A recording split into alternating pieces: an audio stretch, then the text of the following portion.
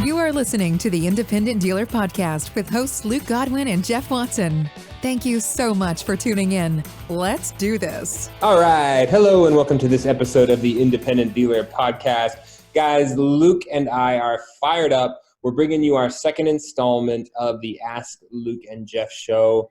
We've got a handful of questions that we've been asked, some by private message, some by email, some we've pulled out of the forums, that we'd like to just go over, talk about best practices, our opinions, input, disclosure, Luke. We are not certified accountants.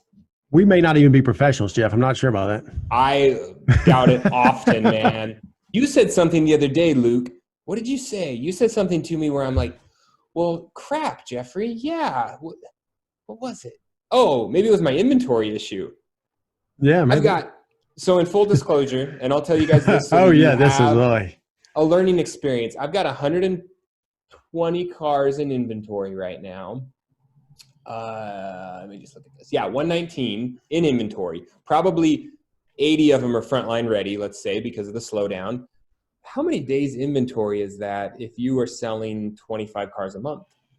That's 4 months. I've got almost a solid 4 months worth of inventory, and I think my average age unit is like 80 days right now. Oh, yeah. What's your average sold? What's your average day sold? That I like to look at that too. Average day two sold? Yeah. So if you took the last 30 days of the cars you sold, tell me how old were they when they sold? Yeah, that's probably the sad part. It's probably like 7 or 10 or something stupid because we're only selling the new stuff and letting the old crap sit forever. Well, so what I find, and I know this is before we even, but typically all my sold units for the previous month, it averages out to be about 60 months in stock, or 60 days in stock. Oh, yeah. Okay. Which 60 months, that's crazy. So, you need to look at that as well as your day supply.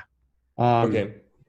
If you've got a really big day supply and your average sold last month was 10 days, you got a real problem. You got what I'm saying? Yeah.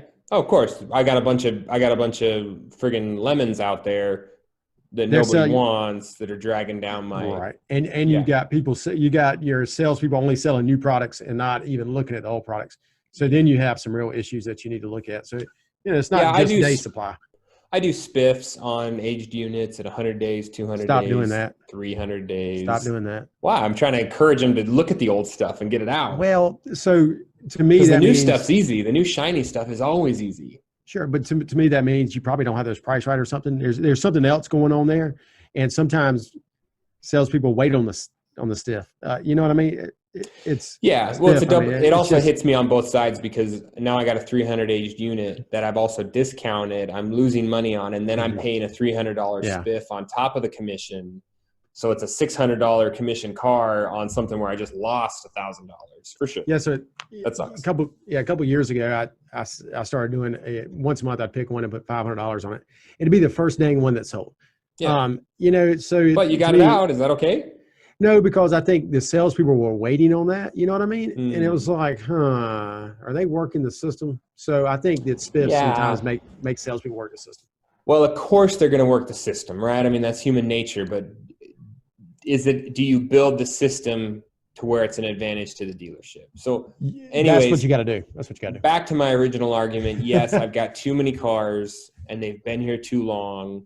I got very aggressive with my over 200 days this week. I'm going to just try to get them out at cost. Yep. Hopefully retail, buy here, pay here if I have to. Absolutely. I don't want to take them to the auction and take a bath on them right now.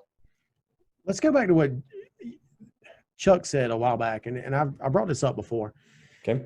And Chuck talks about buy here, pay here, not supposedly, but wanting to produce income, right? So $400 a month, right? Okay. So if you have a car that you've had to reduce to no profit just to get them on the books and then pay them $400 a month, that produces a lot of income, because if you kept it in stock for, let's say, 180 days, you miss $2,400 in residual income, right? So there's always benefit just to get those cars on the road, but even at a break even, because it starts generating that $400 a month.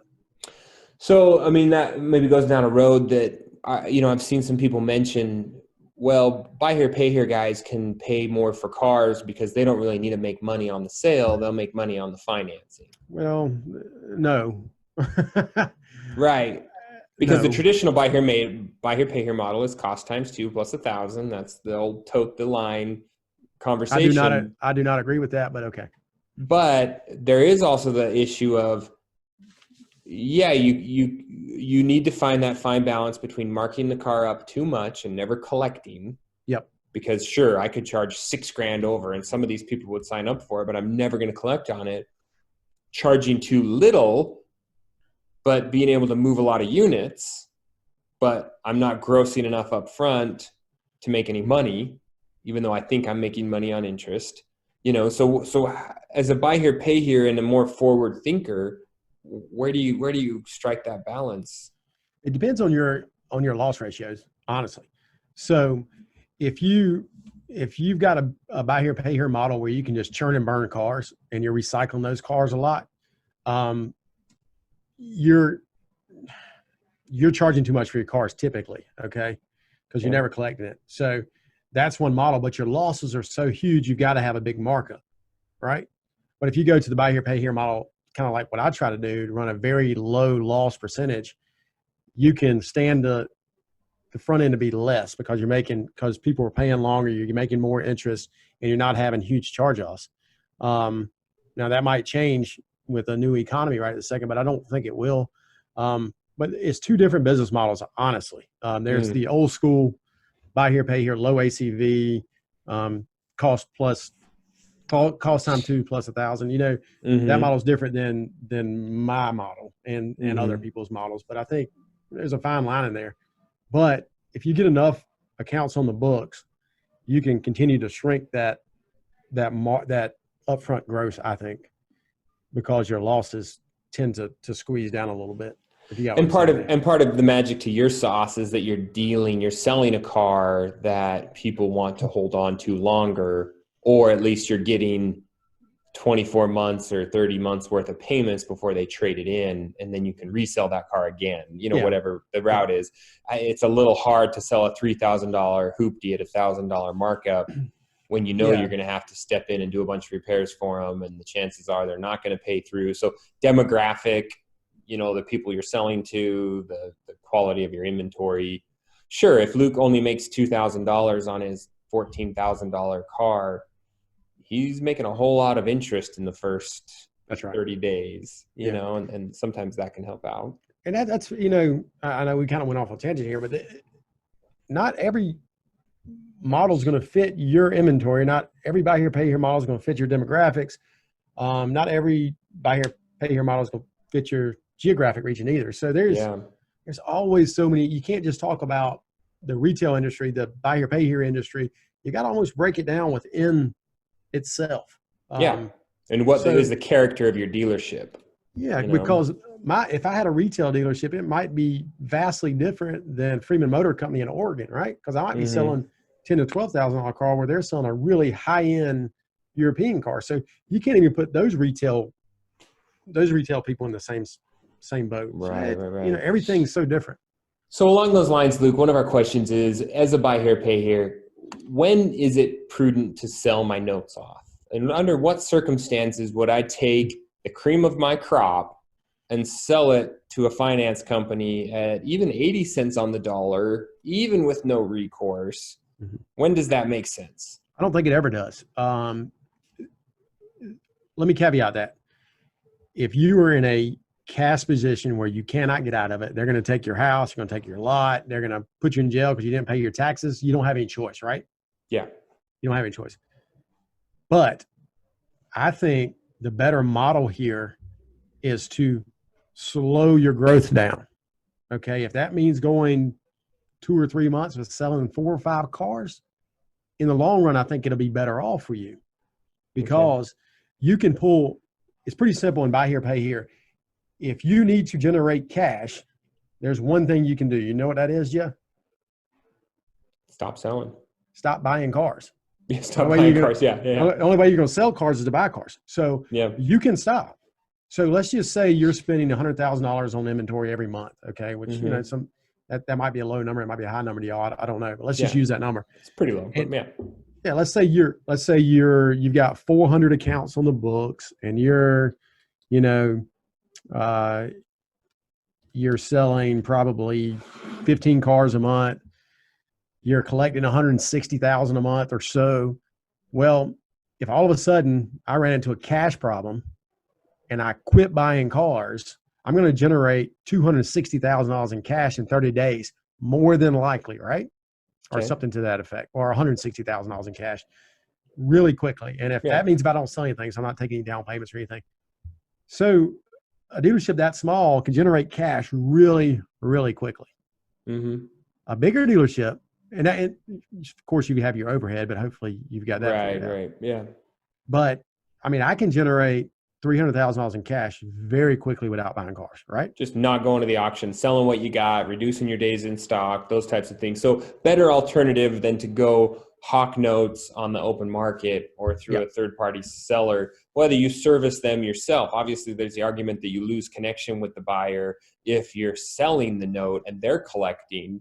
You know, you think that maybe if you collected and you share profit with a cash infusion type company that's buying your notes but letting you collect, now it sounds like you're doing all the work.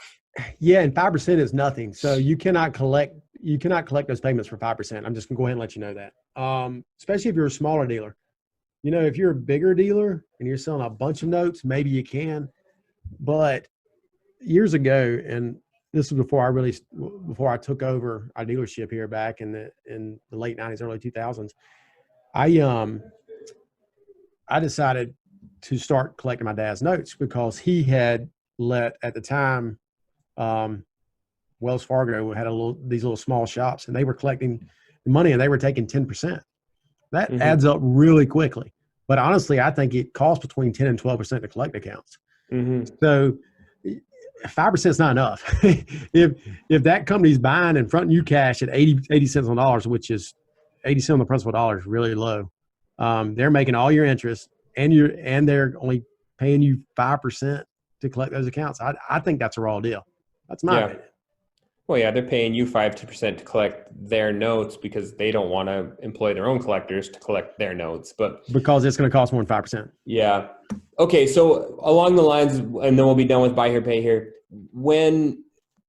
How do we handle these voluntary surrenders? That's the question coming up. I am personally seeing a slight uptick in voluntary surrenders. We've done everything possible to keep people in their cars, deferrals. We're working with people. We're doing everything we can to not have people give up. Any tips or tricks or ideas or things we can do to try to slow? It's going to happen. And I typically see the most in July, August. Typically when we come back from NIADA, they'll start hitting. That's what I've normally seen. And I also everything see slows down. People are coming out of summer. They did their they got to summer go back to vacation. school. They got to buy school supplies, these things, and just things go sideways for some reason, right? And we even see them in December sometimes.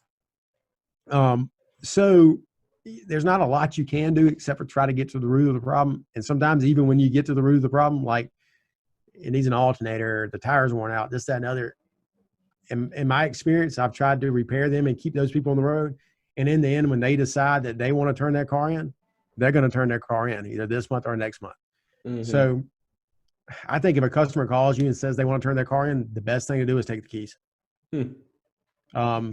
Because they could keep driving it and tear it up, right? Yeah. Because they're not going to pay you. When they finally decide that they're done with it and they want to turn it in, and you say, let's work this out, it's not going to work. Take the keys, be done with it. Ultimately, you look at it and you say, okay, am I a good finance company? Is my collector good? Did we communicate everything humanly possible up front? Do they know they can talk to us? Do they know they can get repairs done through us? They know all these things, and yet they still want to give me the car back. Yeah, then I better yank it. Yep. You know? See, you brought up such good points there that if you know your processes are in place, the only way to prevent a turn-in, a voluntary repo, is on the very front side before that customer makes their mind up.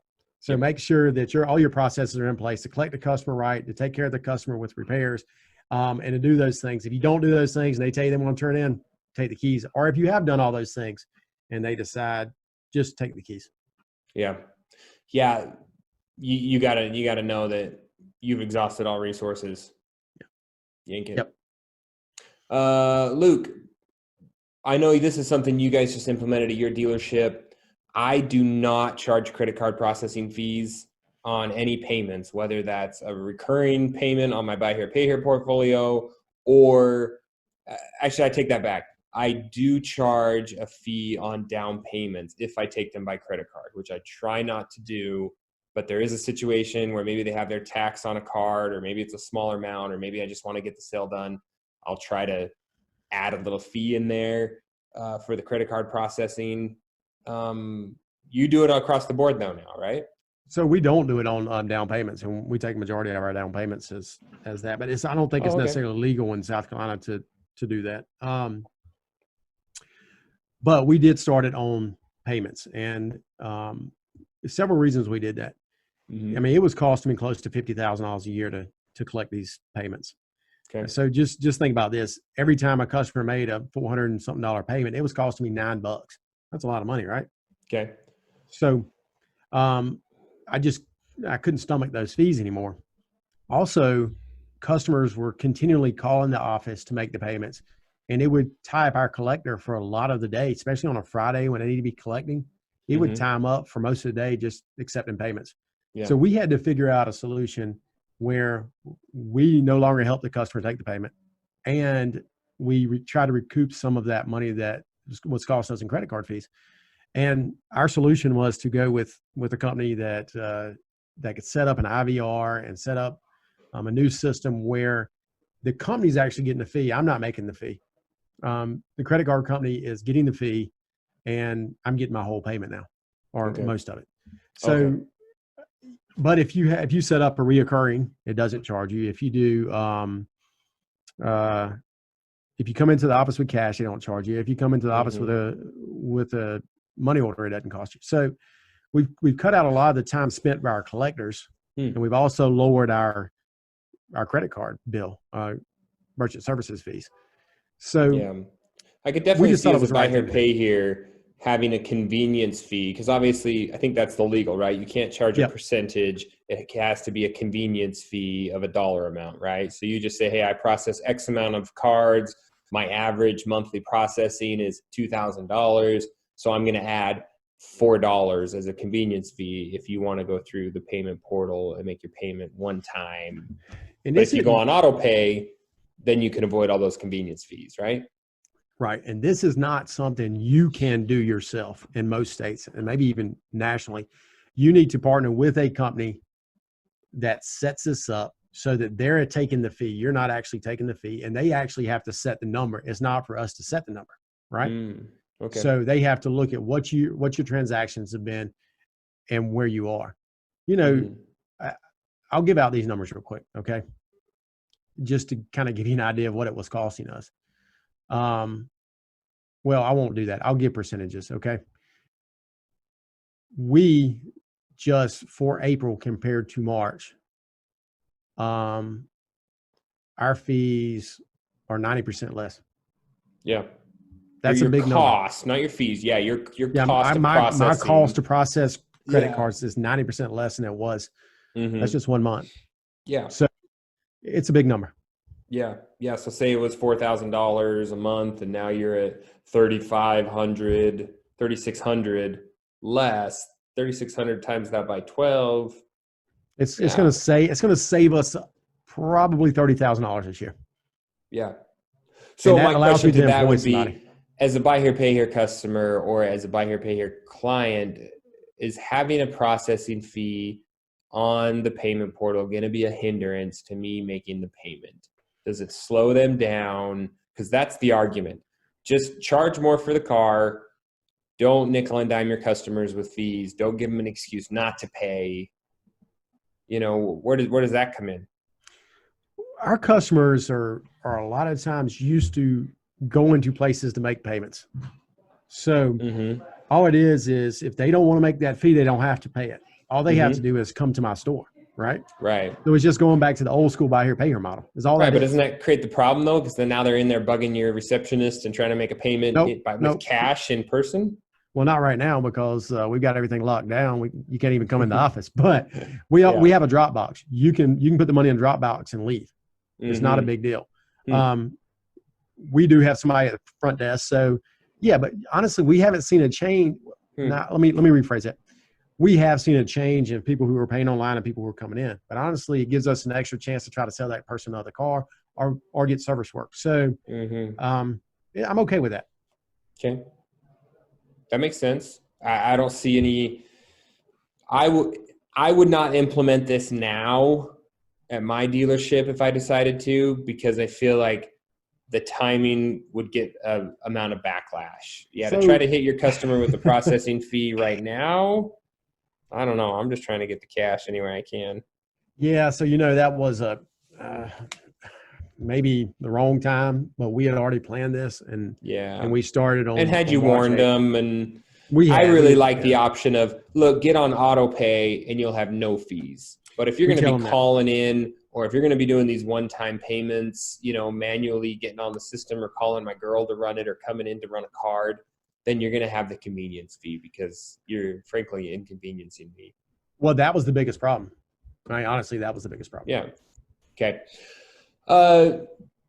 When you send somebody on a test drive, Luke, do you get in the car and go with them? No. You do not, and none of your salesmen do. Your policy is you do not ride along in the vehicle on a test drive. We do not. Only on specific vehicles under specific circumstances. Okay. I think that it creates issues. Okay. And I had somebody get robbed on a test drive one time. I had a person steal a car on a test drive with somebody in the car and leave my salesperson on the other side of town. If they're going to steal the car, they're going to wreck the car, I'd rather them wreck it without one of my employees in it, honestly. Yeah, I really think it also comes down to too, I don't think today's customer wants that. They want to be able to go on the test drive, talk to their spouse. I don't think people are coming out to test drive cars to just beat the crap out of them and leave them. Like Luke said, there is the caveat, obviously. We have a friggin' Corvette on the lot. Yep. Our salesmen go on the test drive. It's a stick. We don't need people that don't know what they're doing out there burning up the clutch. So we do occasionally get a couple cars, and I let the guys know this is specifically a ride-along if you're comfortable. If you're not comfortable, get a manager, to go with them. I honestly, a lot of it comes down to that liability, man. I'd hate to send a salesman on a test drive and then have some allegations of misconduct, and they think that, your salesman said something to the lady that was by herself test driving a car. Seems like you're open to a lot more liability nowadays than you are from actual wear and tear or damage to your car. I agree. I'm like you. If it is a high-end sports car, somebody's going to ride with you. And we sell, classic car. We sell a couple of those, people ride with you then. And you have to be fully qualified from us to even buy a car. So, or even test drive a car. So people don't typically get in on a test drive unless they're ready to buy. They have to have a car here, et cetera, et cetera, et cetera, before we let somebody test drive. Yeah. And with theft rising, guys, I think it comes down to, again, make sure you're verifying. And if you don't feel comfortable sending them out, we don't send them out. We've got a lot of good lines that say, hey, you know what? Let me get you approved first. I don't want you to get disappointed if we can't get you approved for this car and you've driven it and you love it. There's always ways to go around it. So don't do it. And that leads us to our last question, Luke. Do you think that the test drive is a part of the future buying process? We've seen through this whole coronavirus scare that we can sell a car remotely, right? We do it all the time. The get approved over the phone, sign your paperwork digitally, and we'll deliver it to your house. The Carvana model works, and you can adjust it for your dealership. You might still need wet signatures. You might still deliver it on a trailer or not deliver it at all. You may have a one-day guarantee. I would recommend some sort of a guarantee or exchange policy so that these people have some peace of mind. I'm going to give you a quick figure. Might not be 7 days. I'm gonna give you a quick figure. And this is from April, and we track everything, as you know, Jeff. We sold 30 cars, right? Mm-hmm. How many test drives do you think we had? Hey everybody, Jeff here. Sorry to interrupt the interview, but I wanted to make sure everyone knew about the new and improved theindependentdealer.com website. It is the place to find out what is going on with the podcast. Check out all of our episodes on iTunes, our social links. You can also give us your email and we will add you to our mailing list so you are the first one to know about what is coming up, new and exciting here at the podcast. Also check out our video library. You can also ask us questions, find out more about myself and Luke, and see our calendar of events, places we'll be speaking, where you can catch up with us and meet us in person. So theindependentdealer.com. And now back to the interview. I don't know. I would assume 30. 22. Okay. So that shows you, well, people have. Of those comfort. 30, 22 drove. That's it. Okay. I'm sure you had other test drives that didn't close. No. Oh, you literally only sent 22 people on test drives? Only 22 test drives. Okay. People believe in our product, number one. Okay. People trust that we're going to sell them the right thing. Okay. And also, I don't know that people care a lot about test driving anymore. Well, I think there's something to be said about A, your reputation, B, do you have a guarantee on the car that means something, C, do you have an exchange or return policy?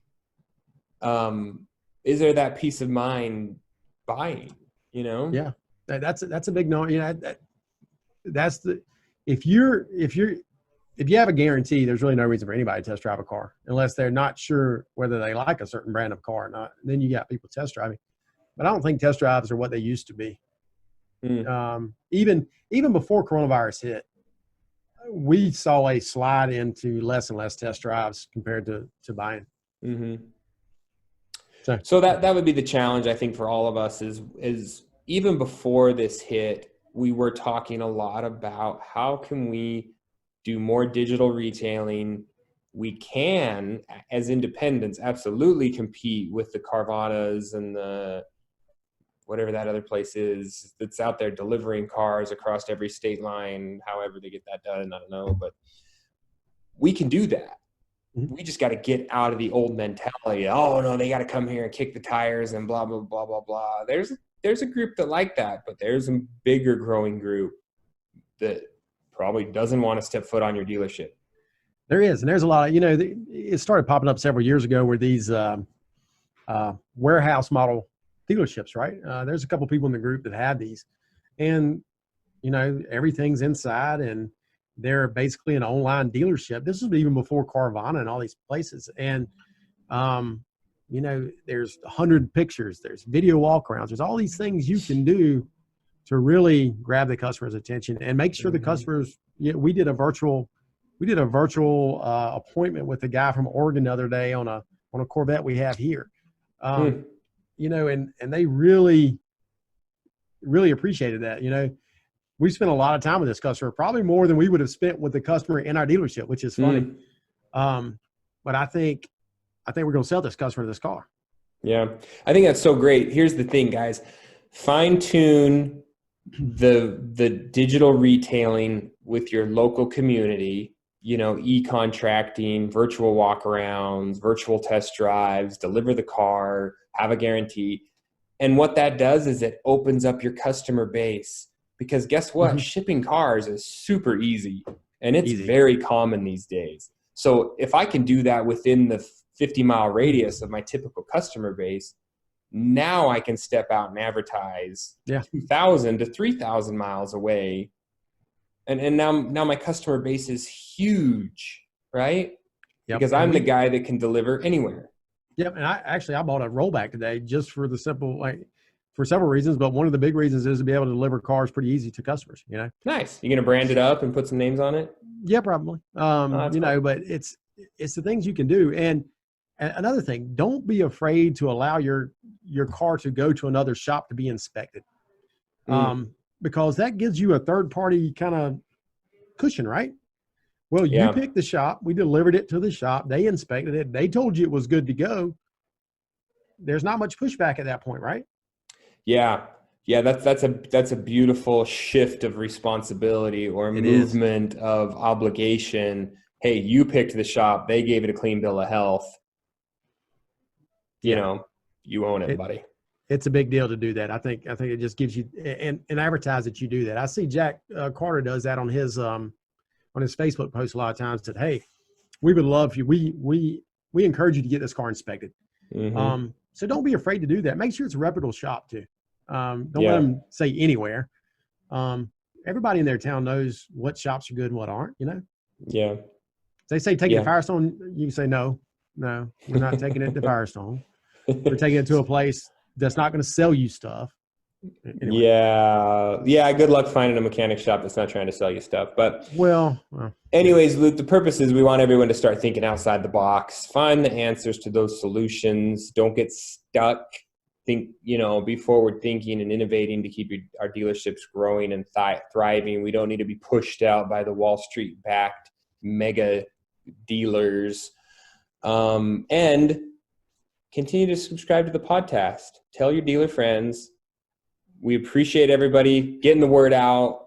People that are subscribing to the email list, leaving us reviews. It's great. We'll do more of these. Also, if you know somebody that you want us to reach out and get an interview with, please send that in too, Jeff. I know that we're always looking for good ideas, and we'd love to get those people on for y'all. Absolutely, Luke. Have a great week, buddy, and we will talk to you later. Thank you for joining us today. Hope this episode inspired you to take positive action. Remember to subscribe so you get each episode the day it comes out. And we would love your help spreading the word. Leave us a review and share this podcast with your dealer friends. Dealers helping dealers learn and grow together.